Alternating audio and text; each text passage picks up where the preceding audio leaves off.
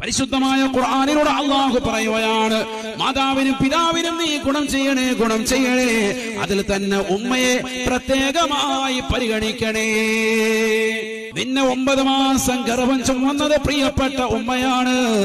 നിന്നെ നൊന്ത് പ്രസവിച്ചതും ആ പ്രിയപ്പെട്ട ഉമ്മയാണ്. എത്രയോ ത്യാഗങ്ങൾ സഹിച്ചിട്ടാണ് ഉമ്മ നിന്നെ കൊണ്ട് നടന്നതെന്നറിയുമോ? ഗർഭം ധരിച്ച കാലയളവിൽ ഉറക്കമില്ലാത്ത രാവുകളാണ്.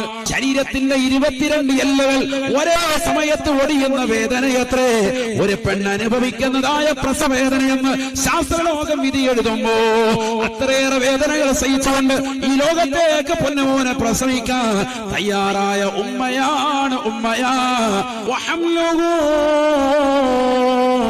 وفصاله 30 شهرا. വളയൂട്ടുന്ന സമയവും അവളെ ഗർഭം ധരിച്ചതായ കാലയളവും സുബ്ഹാനല്ലാഹ് 30 മാസമാണ്. 30 മാസങ്ങൾ ചുരുങ്ങിയത് അവർക്ക് ഉറക്കമില്ലാത്ത രാവുകളായിരുന്നു.